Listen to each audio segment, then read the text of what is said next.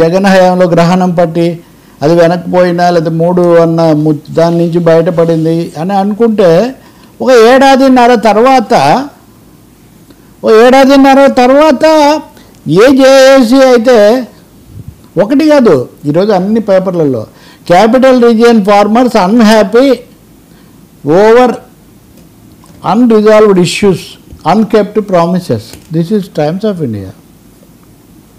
Unresolved issues and unkept promises, నెరవేరని వాగ్దానాలు, పరిష్కారం కాని సమస్యల మీద అమరావతి జేఏసీ రైతులు ఆగ్రహంగా ఉన్నారు అని.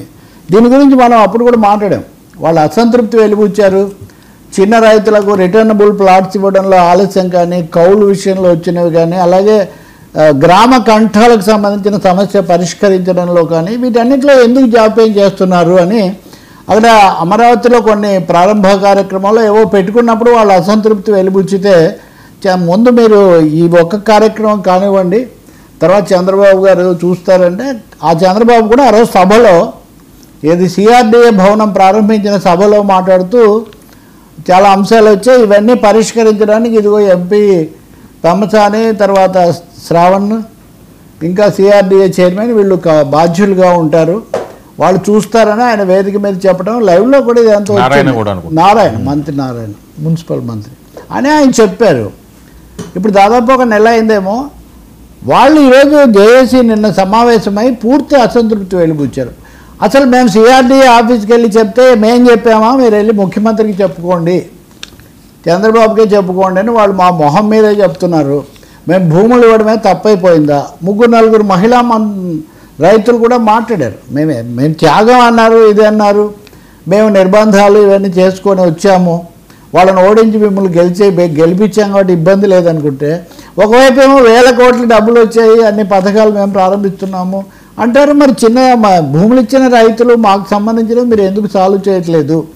ఇంకోటి మామూలుగానే మార్కెట్ స్పెక్యులేషన్లు, ధరల హెచ్చుతగ్గులు, మూమెంట్లు, ల్యాండ్ మూమెంట్ లేకపోవడాలు, ఇలాంటి అసలు సమస్యలు ఒకవైపున ఉంటే ప్రభుత్వ యంత్రాంగం అసలు స్పందించడం లేదు. ముఖ్యమంత్రి గారు మాకు సమయం ఇవ్వకపోతే మటుకు మేము మళ్ళీ ఇంకో ఉద్యమం చేస్తాం.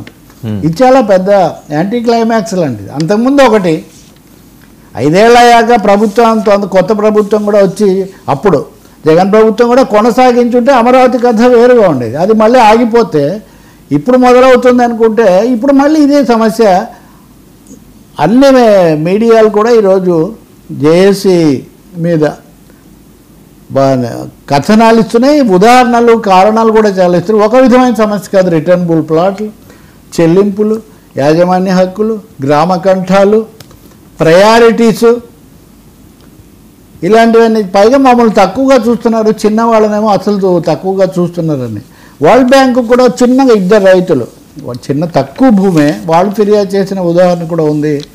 ఇంకోవైపున ముంపు సమస్య ఉందా లేదా అంటే తప్పకుండా వైసీపీ వాళ్ళు చేసిన సమస్య లేదు. కానీ కొండవీటి వాగు అనేది కృష్ణానదిలో నీళ్లు లేకపోతే కొండవీటి వాగు నీళ్లు అందులోకి వెళ్ళిపోతాయి పొంగినా కానీ కృష్ణలో కూడా వరద ఉంటే అప్పుడే సమస్యగా మారుతుంది. కాబట్టి ఇప్పుడు 600 కోట్ల ఖర్చుతో ఇంకొక పంపింగ్ స్కీమ్ ప్రభుత్వం టెండర్లు పిలిచింది.